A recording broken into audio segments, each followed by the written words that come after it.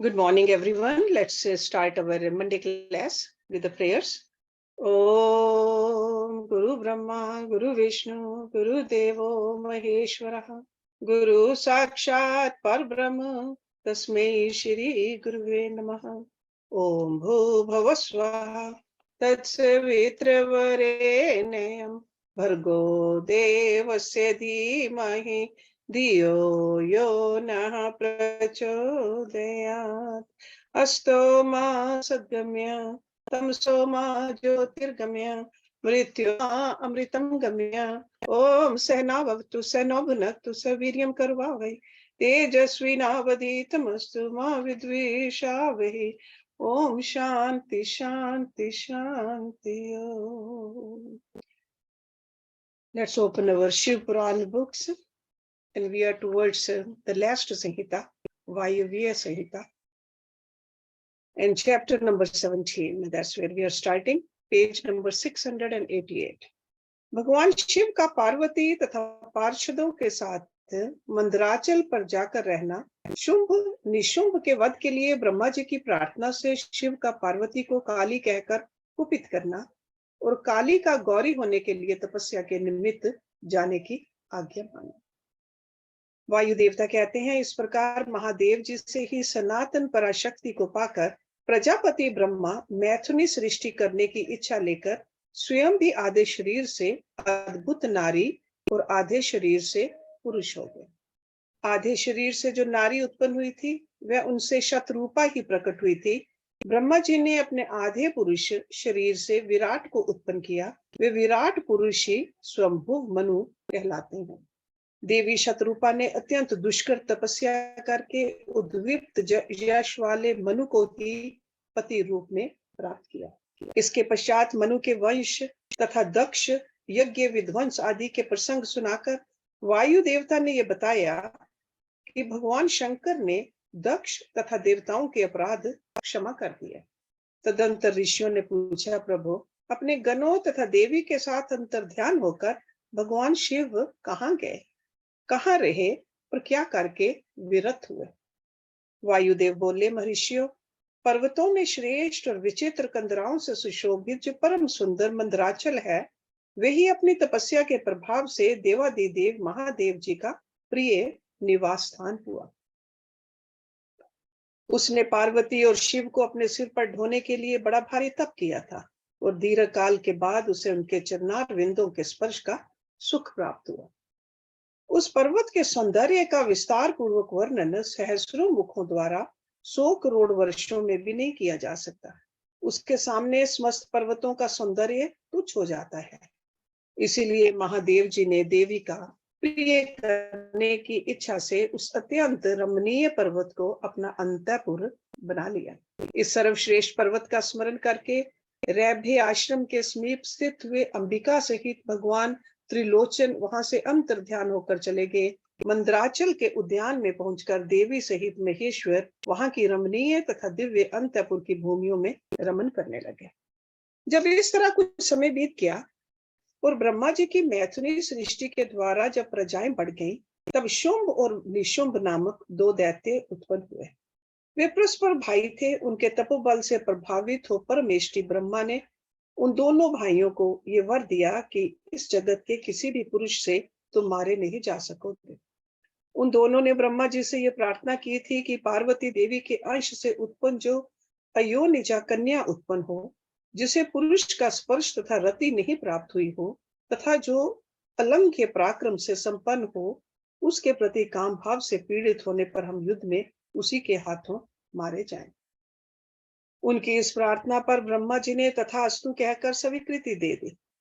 तभी से युद्ध में इंद्र आदि देवताओं को जीतकर उन दोनों ने जगत को अनीति पूर्वक वेदों के स्वाध्याय और वष्टकार यज्ञ आदि से रहित कर दिया.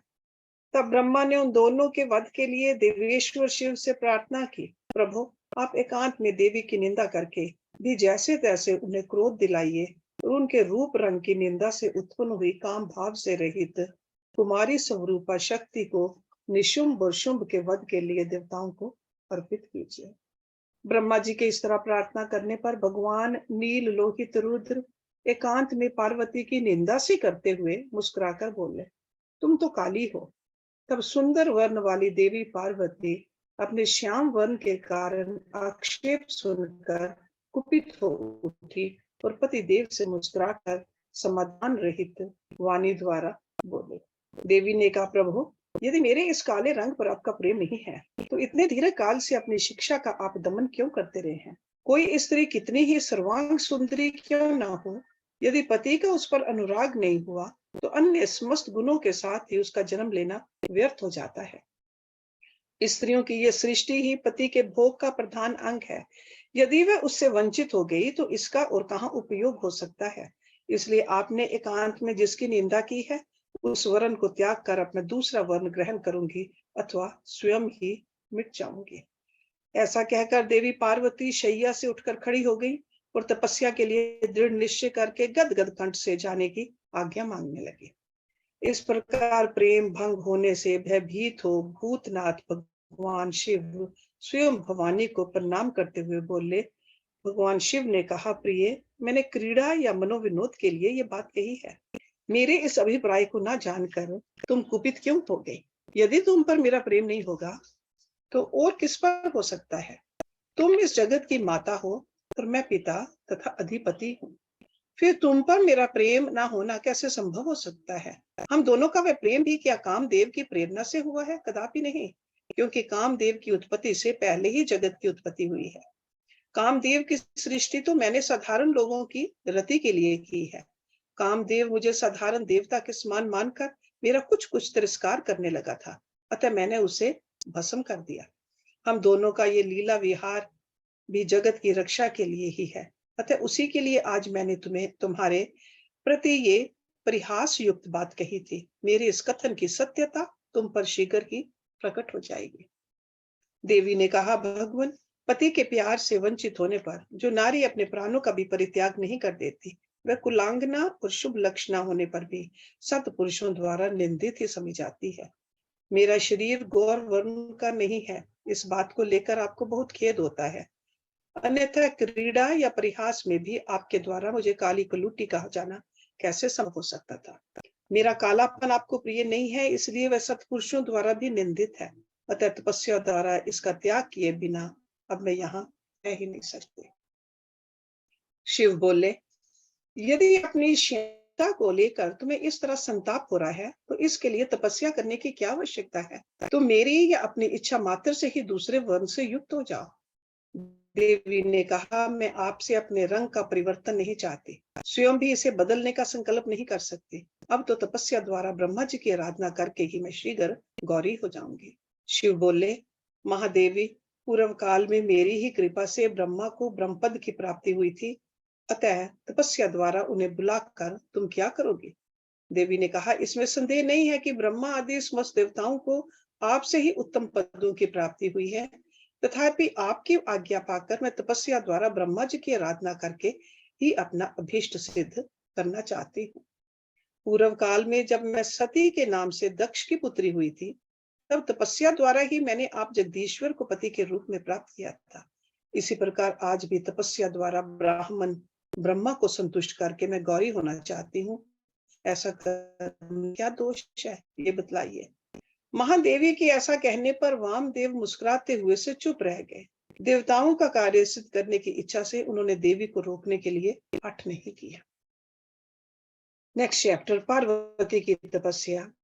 एक व्याघ्र पर उनकी कृपा, ब्रह्मा जी का उनके पास आना, देवी के साथ उनका वार्तालाप, देवी के द्वारा काली त्वचा का त्याग और उससे कृष्ण वर्णा कुमारी कन्या के रूप में उत्पन्न हुई कौशिकी के द्वारा शुभ निशुंभ का वध। वायुदेव कहते हैं, मरीषियों, तदंतर पतिव्रता माता पार्वती पति की परिक्रमा करके उनके वियोग से होने वाले दुख को किसी तरह रोककर हिमालय पर्वत पर चली गई। उन्होंने पहले सखियों के साथ जिस स्थान पर तप किया था उस स्थान से उनका प्रेम हो गया था, अतः फिर उसी को उन्होंने तपस्या के लिए चुना। तदंतर माता पिता के घर जा उनका दर्शन और प्रणाम करके उन्हें सब समाचार बताकर उनकी आज्ञा ले उन्होंने सारे आभूषण उतार दिए और फिर तपोवन में जा स्नान के पश्चात तपस्वी का परमा पावन वेश धारण करके अत्यंत तीव्र एवं परम दुष्कर तपस्या करने का संकल्प किया। वे मनी मन सदा पति के चरणार विंदों का चिंतन करती हुई किसी क्षणिक लिंग में उन्हीं का ध्यान करके पूजन की बाह्य विधि के अनुसार जंगल के फल फूल आदि उपकरणों द्वारा तीनों समय उनकी पूजा करते थे। भगवान शंकर ही ब्रह्मा का रूप धारण करके मेरी तपस्या का फल मुझे देंगे, ऐसा दृढ़ विश्वास रखकर वे प्रतिदिन तपस्या में लगी रहती थी। इस तरह तपस्या करते करते जब बहुत समय बीत गया, तब एक दिन उनके पास कोई बहुत बड़ा व्याघ्र देखा गया।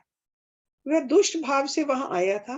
पार्वती जी के निकट आते ही उस दुरात्मा का शरीर जड़वत हो गया। वह उनके समीप चित्र लिखित सा दिखाई देने लगा।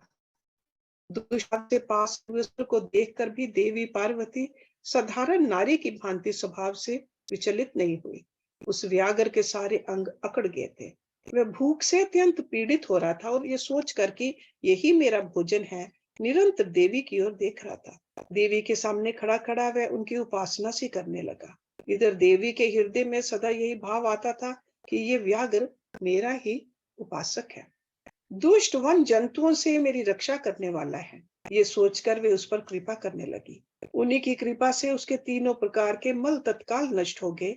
फिर तो उस व्याघ्र को सहसा देवी के स्वरूप का बोध हुआ। उसकी भूख मिट गई और उसके अंगों की जड़ता भी दूर हो गई।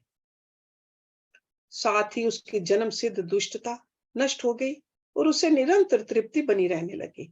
उस समय उत्कृष्ट रूप से अपनी कृतार्थता का अनुभव करके वह तत्काल भगत हो गया और उन परमेश्वरी की सेवा करने लगा। अब वह अन्य दुष्ट जंतुओं को खदेड़ता हुआ तपोवन में विचरने लगा। इधर देवी की तपस्या बढ़ी और तीव्र से तीव्रतर होती गई। देवता शुंभ आदि दैत्यों के दुराग्रह से दुखी हो ब्रह्मा जी की शरण में गए। उन्होंने शत्रु पीड़न जनित अपने दुख को उनसे निवेदन किया। शुंभ और निशुंभ वरदान पाने के घमंड से देवताओं को जैसे तैसे दुख देते थे। वे सब सुनकर ब्रह्मा जी को उन पर बड़ी दया आई। उन्होंने दैत्य वध के लिए भगवान शंकर के साथ हुई बातचीत का स्मरण करके देवताओं के साथ देवी के तपोवन को प्रस्थान किया। वहां सूर्यश्रेष्ठ ब्रह्मा ने उत्तम तप में परिनिष्ठित परमेश्वरी पार्वती को देखा। वे संपूर्ण जगत की प्रतिष्ठा से जान पड़ती थी। अपने श्री हरि के तथा रुद्रदेव के भी जन्मदाता पिता महामहेश्वर की भार्या आर्या जगन माता गिरिराज नंदिनी पार्वती जी को ब्रह्मा जी ने प्रणाम किया। देवगणों के साथ ब्रह्मा जी को आया देख देवी ने उनके योग्य अर्घ देकर स्वागत आदि के द्वारा उनका सत्कार किया। बदले में उनका भी सत्कार और अभिनंदन करके ब्रह्मा जी अनजान की भांति देवी की तपस्या का कारण पूछने लगे। ब्रह्मा जी बोले, इस तीव्र तपस्या के द्वारा आप यहाँ किस अभीष्ट मनोरथ की सिद्धि करना चाहते हैं? तपस्या के संपूर्ण फलों की सिद्धि तो आपके ही अधीन है। जो समस्त लोकों के स्वामी हैं, उन्हीं परमेश्वर को पति के रूप में पाकर आपने तपस्या का संपूर्ण फल प्राप्त कर लिया है। अथवा ये सारा ही क्रियाकलाप आपका लीला विलास है। परंतु आश्चर्य की बात तो ये है कि आप इतने दिनों से महादेव जी के विरह का कष्ट कैसे सह रही है? देवी ने कहा, ब्राह्मण, जब सृष्टि के आदि काल में महादेव जी से आपकी उत्पत्ति सुनी जाती है, तब समस्त प्रजाओं में प्रथम होने के कारण आप मेरे ज्येष्ठ पुत्र होते हैं। फिर जब प्रजा की वृद्धि के लिए आपके ललाट से भगवान शिव का प्रादुर्भाव हुआ, तब आप मेरे पति के पिता और मेरे श्वशुर होने के कारण गुरुजनों की कोटि में आ जाते हैं। और जब मैं सोचती हूँ कि स्वयं मेरे पिता गिरिराज हिमालय आपके पुत्र हैं, तब आप मेरे साक्षात पिता महा लगते हैं। लोक पिता महा, इस तरह आप लोक यात्रा के विधाता हैं। अंतपुर में पति के साथ वृतांत घटित हुआ है, उसे मैं आपके सामने कैसे कह सकूंगी? अतः यहाँ बहुत कहने से क्या लाभ। मेरे शरीर में जो इसे सात्विक विधि से त्याग कर मैं गौर वर्णा होना चाहती हूँ। ब्रह्मा जी बोले, देवी, इतने ही प्रयोजन के लिए आपने ऐसा कठोर तप क्यों किया? क्या इसके लिए आपकी इच्छा मात्र ही पर्याप्त नहीं थी? अथवा ये आपकी एक लीला ही है? जगन माता, आपकी लीला भी लोकहित के लिए ही होती है। अतः आप इसके द्वारा मेरे एक अभीष्ट फल की सिद्धि कीजिए। निशुंभ और शुंभ नामक दो दैत्य हैं, उनको मैंने वर दे रखा है। इससे उनका घमंड बहुत बढ़ गया है और वे देवताओं को सता रहे हैं। उन दोनों को आपके ही हाथ से मारे जाने का वरदान प्राप्त हुआ है। अतः अब विलंब करने से कोई लाभ नहीं। आप क्षण भर के लिए सुस्थिर हो जाइए। आपके द्वारा जो शक्ति रची या छोड़ी जाएगी, वही उन दोनों के लिए मृत्यु हो जाएगी। ब्रह्मा जी के इस प्रकार प्रार्थना करने पर गिरिराज कुमारी देवी पार्वती सहसा अपने काली त्वचा के आवरण को उतार कर गौरवर्णा हो गई। त्वचा कोश रूप से त्यागी गई जो उनकी शक्ति थी, उसका नाम कौशिकी हुआ। वह काले मेघ के समान कांति वाली कृष्ण वर्णा कन्या हो गई। देवी की वह माया में शक्ति ही योग निद्रा और वैष्णवी कहलाती है। उसके 8 बड़ी बड़ी भुजाएं थी। उसने उन हाथों में शंख चक्र और त्रिशूल आदि आयुध धारण कर रखे थे। उस देवी के 3 रूप हैं, सौम्य, घोर और मिश्र। वे 3 नेत्रों से युक्त थी। उसने मस्तक पर अर्धचंद्र का मुकुट धारण कर रखा था। उसे पुरुष का स्पर्श तथा रति का योग नहीं प्राप्त था, तो वह अत्यंत सुंदरी थी। देवी ने अपनी इस सनातन शक्ति को ब्रह्मा जी के हाथ में दे दिया। वही दैत्य प्रवर शुंभ और निशुंभ का वध करने वाली हुई। उस समय प्रसन्न हुए ब्रह्मा जी ने उस पराशक्ति को सवारी के लिए एक प्रबल सिंह प्रदान किया, जो उनके साथ ही आया था। उस देवी के रहने के लिए ब्रह्मा जी ने विंध्य गिरी पर वास स्थान दिया और वह नाना प्रकार के उपचारों से उनका पूजन किया। विश्वकर्मा ब्रह्मा के द्वारा सम्मानित हुई वह शक्ति अपनी माता गौरी को और ब्रह्मा जी को क्रमशः प्रणाम करके अपने ही अंगों से उत्पन्न और अपने ही समान शक्तिशालिनी बहुसंख्यक शक्तियों को साथ ले दैत्य राज शुंभ निशुंभ को मारने के लिए उद्यत हो विंध्य पर्वत को चली गई। उसने सम्रांगन में उन दोनों दैत्य राजों को मार गिराया। उस युद्ध का अन्यत्र वर्णन हो चुका है, इसलिए उसकी विस्तृत कथा यहाँ नहीं कही गई। दूसरे स्थलों से उसकी ऊहा कर लेनी चाहिए। अब मैं प्रस्तुत प्रसंग का वर्णन करता हूँ। Next chapter. गौरी देवी का व्याघ्र को अपने साथ ले जाने के लिए ब्रह्मा जी से आज्ञा मांगना, ब्रह्मा जी का उसे दुष्कर्मी बताकर रोकना, देवी का शरणागत को त्यागने से इनकार करना, ब्रह्मा जी का देवी की महत्ता बताकर अनुमति देना और देवी का माता पिता से मिलकर मंदराचल को जाना। वायु देवता कहते हैं, कौशिकी को उत्पन्न करके उसे ब्रह्मा जी के हाथ में देने के पश्चात गौरी देवी ने प्रत्युपकार के लिए पितामह से कहा। देवी बोली, क्या आपने मेरे आश्रम में रहने वाले इस व्याघ्र को देखा है? इसने दुष्ट जंतुओं से मेरे तपोवन की रक्षा की है। ये मुझ में अपना मन लगाकर अनन्य भाव से मेरा भजन करता रहता है। अतः इसकी रक्षा के सिवा दूसरा कोई मेरा प्रिय कार्य नहीं है।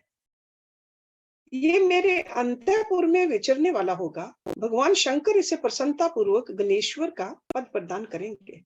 मैं इसे आगे करके सखियों के साथ यहाँ से जाना चाहती हूँ। इसके लिए आप मुझे आज्ञा दें, क्योंकि आप प्रजापति हैं। देवी के ऐसा कहने पर उन्हें भोली भाली जान हंसते हुए और मुस्कुराते हुए ब्रह्मा जी उस व्याघ्र की पुरानी क्रूरता पूर्ण करतूतें बताते हुए उसकी दुष्टता का वर्णन करने लगे। ब्रह्मा जी ने कहा, देवी, कहाँ तो पशुओं में क्रूर व्याघ्र और कहाँ ये आपकी मंगलमयी कृपा। आप विस्तर सर्प के मुख में साक्षात अमृत क्यों सींचते हैं? ये केवल व्याघ्र के रूप में रहने वाला कोई दुष्ट निशाचर है। इसने बहुत सी गौओं और तपस्वी ब्राह्मणों को खा डाला है। ये उन सबको इच्छा अनुसार ताप देता हुआ मनमाना रूप धारण करके विचरता है। अतः इसे अपने पाप कर्म का फल अवश्य भोगना चाहिए। ऐसे दुष्टों पर आपको कृपा करने की क्या आवश्यकता है? इस स्वभाव से ही कलुषित चित्त वाले दुष्ट जीव से देवी को क्या काम है? देवी बोली, आपने जो कुछ कहा है वह सब ठीक है। ये ऐसा ही सही, तथापि मेरी शरण में आ गया है, अतः मुझे इसका त्याग नहीं करना चाहिए। ब्रह्मा जी ने कहा, देवी, इसकी आपके प्रति भक्ति है। इस बात को जाने बिना ही मैंने आपके समक्ष इसके पूर्व चरित्र का वर्णन किया है। यदि इसके भीतर भक्ति है तो पहले के पापों से इसका क्या बिगड़ने वाला है, क्योंकि आपके भगत का कभी नाश नहीं होता। जो आपकी आज्ञा का पालन नहीं करता वह पुण्य कर्मा होकर भी क्या करेगा। देवी, आप ही अजन्मा, बुद्धिमती, पुरातन शक्ति और परमेश्वरी हैं। सबके बंध और मोक्ष की व्यवस्था आपके ही अधीन है। आपके सिवा पराशक्ति कौन है? आपके बिना किसको कर्म जनित सिद्धि प्राप्त हो सकती है? आप ही असंख्य रुद्रों की विविध शक्ति हैं। शक्ति रहित कर्ता काम करने में कौन सी सफलता प्राप्त करेगा? भगवान विष्णु को, मुझको तथा अन्य देवता, दानव, राक्षसों को उन ऐश्वर्यों की प्राप्ति कराने के लिए आपकी आज्ञा ही कारण है। असंख्य ब्रह्मा, विष्णु तथा रुद्र जो आपकी आज्ञा का पालन करने वाले हैं, बीत चुके हैं और भविष्य में भी होंगे। देवेश्वरी, आपकी आराधना किए बिना हम सब श्रेष्ठ देवता भी धर्म आदि चारों पुरुषार्थों की प्राप्ति नहीं कर सकते।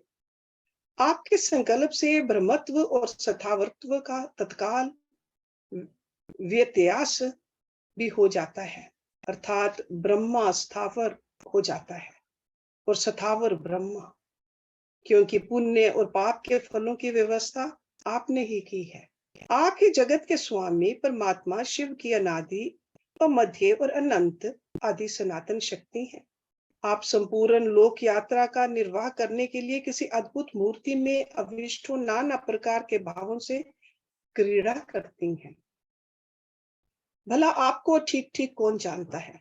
अतः ये पापाचारी व्याघ्र भी आज आपकी परम सिद्धि प्राप्त करे, इसमें कौन हो सकता है? प्रकार उनके पर ब्रह्मा जी ने जब कुछ प्रार्थना की,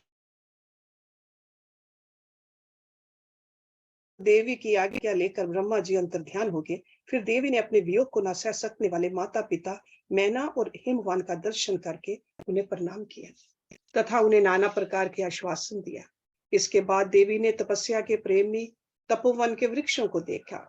वे उनके सामने फूलों की वर्षा कर रहे थे। ऐसा जान पड़ता था मानो उनसे होने वाले वियोग के शोक से पीड़ित हो वे आंसू बरसा रहे हों। अपनी शाखाओं पर बैठे हुए विहंगमों के कलवरों के व्याज से मानो वे व्याकुलता पूर्वक नाना प्रकार से दीनता पूर्ण विलाप कर रहे थे। तदंतर पति के दर्शन के लिए उतावली हो उस व्याघ्र को और उस पुत्र की भांति स्नेह से आगे करके सखियों से बातचीत करती और देह की दिव्य प्रभा से दसों दिशाओं को उद्दीप्त करती हुई गौरी देवी मंदराचल को चली गई, जहां संपूर्ण जगत के आधार, सृष्टा, पालक और संहारक पतिदेव महेश्वर विराजमान थे। नेक्स्ट चैप्टर, मंदराचल पर गौरी देवी का स्वागत। महादेव जी के द्वारा उनके और अपने उत्कृष्ट स्वरूप एवं अविच्छेद्य संबंध पर प्रकाश तथा देवता आए हुए व्याघ्र को उनका गणाध्यक्ष बनाकर अंतपुर के द्वार पर सोम नंदी नाम से प्रतिष्ठित करना। ऋषियों ने पूछा, अपने शरीर को दिव्य गौर वर्ण से युक्त बनाकर गिरिराज कुमारी देवी पार्वती ने जब मंदराचल देश में प्रवेश किया तब वे अपने पति से किस प्रकार मिले? प्रवेश काल में उनके भवन द्वार पर रहने वाले गणेश्वरों ने क्या किया तथा महादेव जी ने भी उन्हें देखकर उस समय उनके साथ कैसा बर्ताव किया? वायु देवता ने कहा, जिस प्रेम ग्रभित रस के द्वारा अनुरागी पुरुषों के मन का हरण हो जाता है, उस परम रस का ठीक ठीक वर्णन करना असंभव है। द्वारपाल बड़ी उतावली से राह देखते थे। उनके साथ ही महादेव जी भी देवी के आगमन के लिए उत्सुक थे। जब वे भवन में प्रवेश करने लगे तब शंकित हो उन प्रेम जनित भावों से वे उनकी ओर देखने लगे। देवी भी उनकी और उन्हीं भावों से देख रही थी। उस समय उस भवन में रहने वाले श्रेष्ठ पार्षदों ने देवी की वंदना की। फिर देवी ने विनय युक्त वाणी द्वारा भगवान त्रिलोचन को प्रणाम किया। वे प्रणाम करके अभी उठने भी नहीं पाई थी कि परमेश्वर ने उन्हें दोनों हाथों से पकड़कर बड़े अंत के साथ हृदय से लगा लिया। फिर मुस्कुराते हुए वे एक टक नेत्रों से उनके मुख चंद्र की सुधा का पान सा करने लगे। फिर उनसे बातचीत करने के लिए उन्होंने पहले अपनी ओर से वार्ता आरंभ की। देवाधिदेव महादेव जी बोले, सर्वांग सुंदरी प्रिय, क्या तुम्हारी वह मनोदशा दूर हो गई जिसके रहते तुम्हारे क्रोध के कारण मुझे अनुन्य विनय का कोई भी उपाय नहीं सूझता था? यदि साधारण लोगों की भांति हम दोनों में भी एक दूसरे के अप्रिय का कार्य विद्यमान है, तब तो चराचर जगत का नाश हुआ ही समझना चाहिए। मैं अग्नि के मस्तक पर स्थित हूँ और तुम सोम के। हम दोनों से ही ये अग्नि सोमात्मक जगत प्रतिष्ठित है। जगत के हित के लिए स्वेच्छा से शरीर धारण करके विचरने वाले हम दोनों के वियोग में ये जगत आधार हो जाएगा। इसमें शास्त्र और युक्ति से निश्चित किया हुआ दूसरा हेतु भी है। ये स्थावर जंगम रूप जगत वाणी और अर्थ में ही है। तुम साक्षात वाणी में अमृत हो और मैं अर्थ में परम उत्तम अमृत हूँ। ये दोनों अमृत एक दूसरे से विलय हो सकते हैं। तो मेरे स्वरूप का कराने वाली विद्या हो और मैं तुम्हारे दिए हुए विश्वास पूर्ण बोध से जानने योग्य परमात्मा हूँ। हम दोनों क्रमशः विद्यात्मा और वेद्यात्मा हैं। फिर हमें वियोग होना कैसे संभव है? मैं अपने प्रयत्न से जगत की सृष्टि और संहार नहीं करता। एकमात्र आज्ञा से ही सबकी सृष्टि और संहार उपलब्ध होते हैं। वह अत्यंत गौरवपूर्ण आज्ञा तुम ही हो। ऐश्वर्य का एकमात्र सार आज्ञा है, क्योंकि वे ही स्वतंत्रता का लक्षण है। आज्ञा से वियुक्त होने पर मेरा ऐश्वर्य कैसे होगा? हम लोगों का एक दूसरे से विलग होकर रहना कभी संभव नहीं है। देवताओं कार्य की सिद्धि के उद्देश्य से ही मैंने उस समय उस दिन लीला पूर्वक व्यंग वचन कहा था। तुम्हें भी तो ये बात अज्ञात नहीं थी, फिर तुम कुपित कैसे हो गई? अतः यही कहना पड़ता है कि तुमने मुझ पर भी जो क्रोध किया था वह त्रिलोकी की रक्षा के लिए ही था, क्योंकि तुम में ऐसी कोई बात नहीं है जो जगत के प्राणियों का अनर्थ करने वाली है। इस प्रकार प्रिय वचन बोलने वाले साक्षात परमेश्वर शिव के प्रति श्रृंगार रस के सारभूत भावों की प्रकृत जन्मभूमि देवी पार्वती अपने पति की कही हुई ये मनोहर बात सुनकर इसे सत्य जान मुस्कुराकर रह गई। लज्जावश कोई उत्तर न दे सकी। केवल कौशिकी के यश का वर्णन छोड़कर और कुछ उन्होंने नहीं कहा। देवी ने कौशिकी के विषय में जो कुछ कहा उसका वर्णन करता हूँ। देवी बोली, भगवान, मैंने जिस कौशिकी की सृष्टि की है उसे क्या आपने नहीं देखा है? वैसी कन्या ना तो इस लोक में हुई है और ना होगी। यूं कहकर देवी ने उसके विंध्य पर्वत पर निवास करने तथा सम्रांगन में शुंभ और निशुंभ का वध करके उन पर विजय पाने का प्रसंग सुनाकर उसके बल पराक्रम का वर्णन किया। साथ ही ये भी बताया कि वह उपासना करने वाले लोगों को सदा प्रत्यक्ष फल देती है तथा निरंतर लोगों की रक्षा करती रहती है। इस विषय में ब्रह्मा जी आपको आवश्यक बातें बताएंगे। उस समय इस प्रकार बातचीत करती हुई देवी की आज्ञा से ही एक सखी ने उस व्याघ्र को लाकर उनके सामने खड़ा कर दिया। उसे देखकर देवी कहने लगी, देव, ये व्याघ्र मैं आपके लिए भेंट लाई हूं, आप इसे देखिए। इसके समान मेरा उपासक दूसरा कोई नहीं है। इसने दुष्ट जंतुओं के समूह से मेरे तपोवन की रक्षा की थी। ये मेरा अत्यंत भगत है और अपने रक्षणात्मक कार्य से मेरा विश्वास पात्र बन गया है। मेरी प्रसन्नता के लिए ये अपना देश छोड़कर यहाँ आ गया है।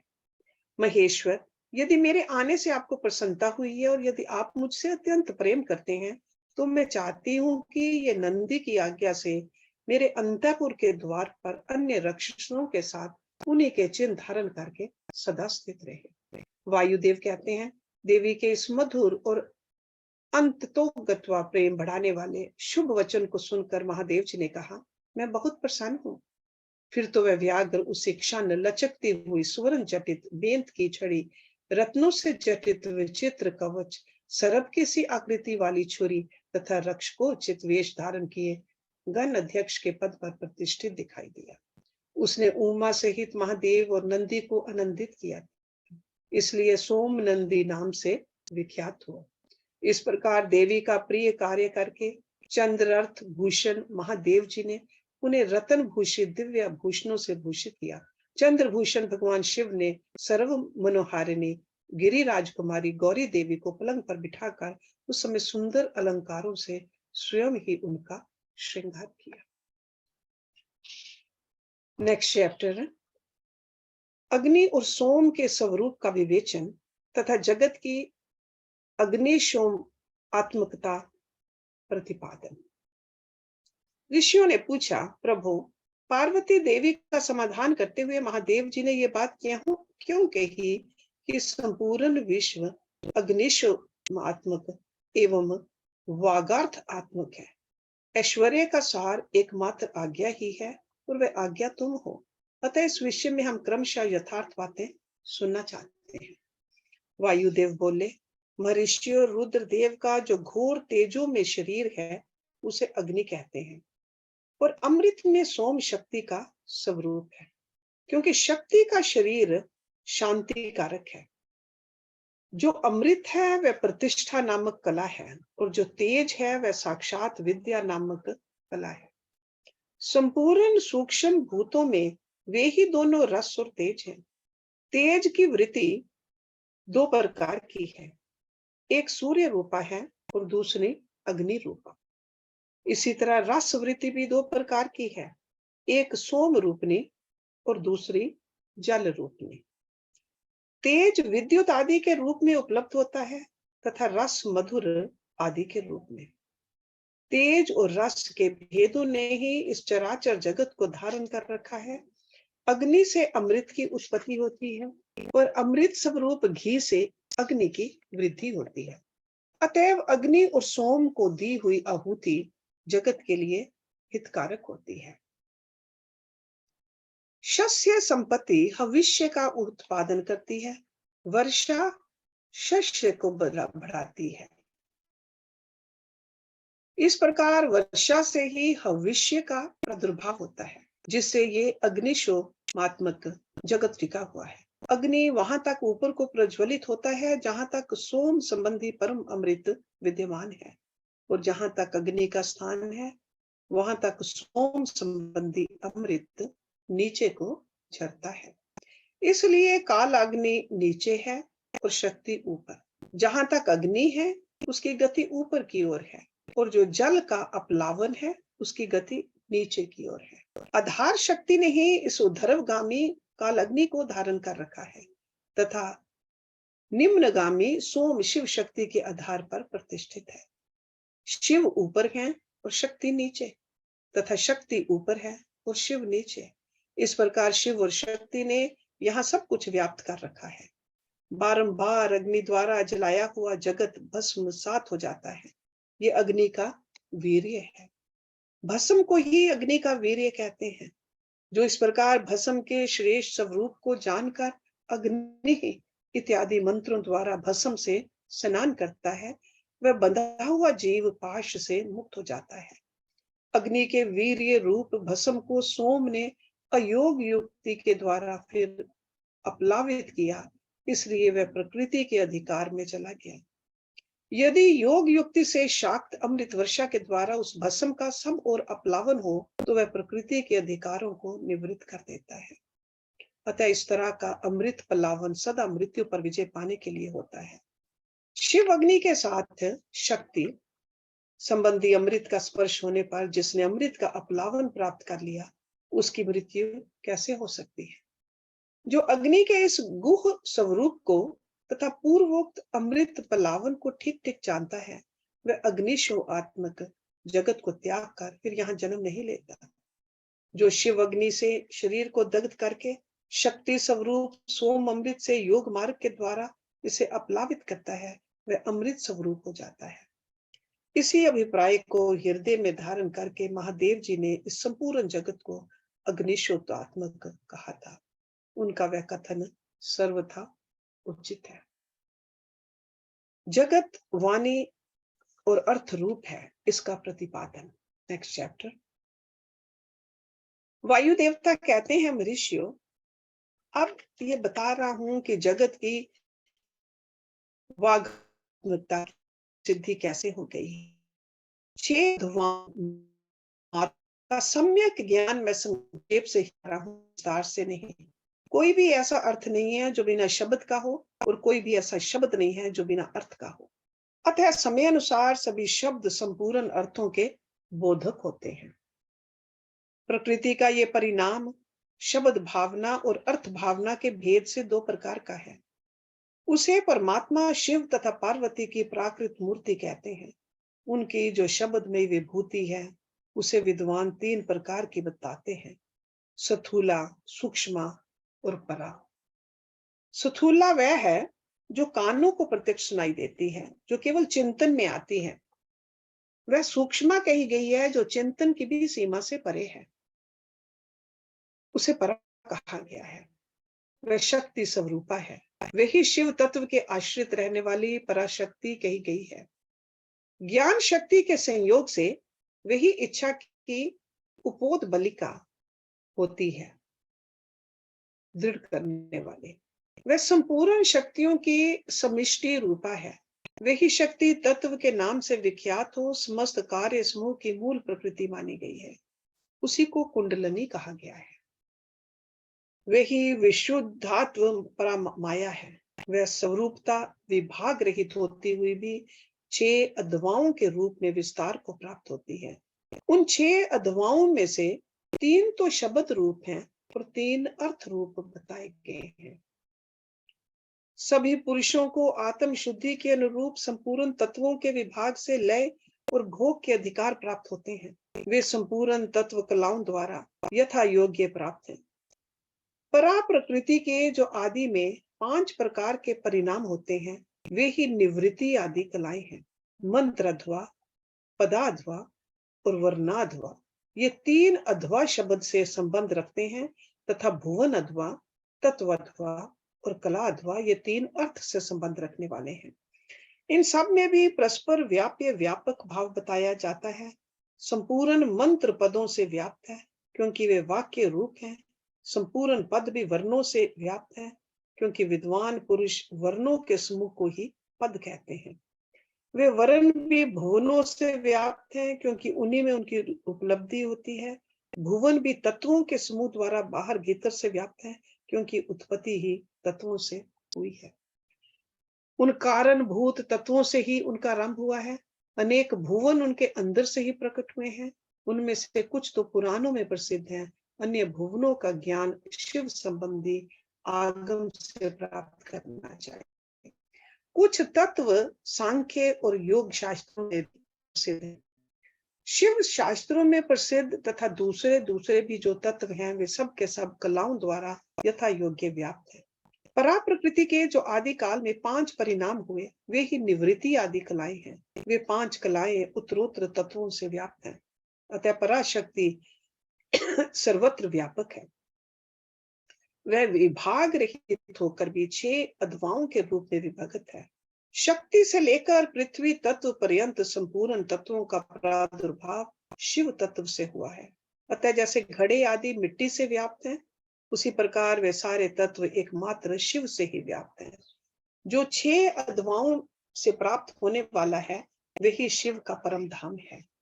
5 तत्वों के शोधन से व्यापिका और अव्यापिका शक्ति जानी जाती है। निवृत्ति कला के द्वारा रुद्र लोक पर्यंत ब्रह्मांड की स्थिति का शोधन होता है।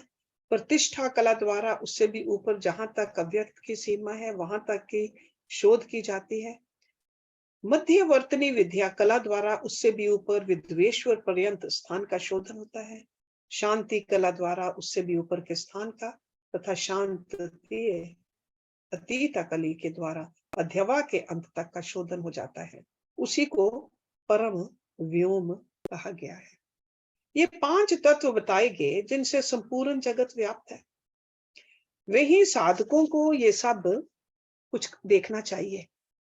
जो अध्यवा की व्याप्ति को न जानकर शोधन करना चाहता है वह शुद्धि से वंचित रह जाता है, उसके फल को नहीं पा सकता। उसका सारा परिश्रम व्यर्थ केवल नरक की ही प्राप्ति कराने वाला होता है। शक्तिपात का संयोग हुए बिना तत्वों का ठीक ठीक ज्ञान नहीं हो सकता। उनकी व्याप्ति और वृद्धि का ज्ञान भी है। शिव की जो चित स्वरूपा परमेश्वरी पराशक्ति है वही आज्ञा है। उस कारण रूपा आज्ञा के सहयोग से ही शिव संपूर्ण शिव के अधिष्ठाता होते हैं। विचार दृष्टि से देखा जाए तो आत्मा में कभी विकार नहीं होता। ये विकार की प्रतीति माया मात्र है, ना तो बंधन है और ना उस बंधन से छुटकारा दिलाने वाली कोई मुक्ति है। शिव की जो अव्यभिचारिणी पराशक्ति है वही संपूर्ण ऐश्वर्य की पराकाष्ठा है। वह उन्हीं के समान धर्म वाली है और विशेषता उनके उन विलक्षण भावों से युक्त है। उसी शक्ति के साथ शिव गृहस्थ बने हुए हैं और वह भी सदा उन शिव के ही साथ उनकी गृहिणी बनकर रहती है। जो प्रकृति जन्य जगत रूप कार्य है वही उन शिव दंपति की संतान है। शिव करता है और शक्ति कारण, यही उन दोनों का भेद है। वास्तव में एकमात्र साक्षात शिव ही दो रूपों में स्थित है। कुछ लोगों का कहना है कि स्त्री और पुरुष रूप में ही उनका भेद है। अन्य लोग कहते हैं कि पराशक्ति शिव में नित्य समवेत है। जैसे प्रभा सूर्य से भिन्न नहीं है, उसी प्रकार चित स्वरूप में पराशक्ति शिव से अभिन्न ही है। यही सिद्धांत है। अतः शिव परम कारण है, उनकी आज्ञा ही परमेश्वरी है। उसी से प्रेरित होकर शिव की अविनाशी मूल प्रकृति कार्य भेद से महामाया, माया और त्रिगुणात्मिक प्रकृति इन तीन रूपों में स्थित तो 6 अधवाओं को प्रकट करती है। वह 6 प्रकार का अधवा वागर्थ में है, वही संपूर्ण जगत के रूप में स्थित है। सभी शास्त्र समूह इसी भाव का विस्तार से प्रतिपादन करते हैं।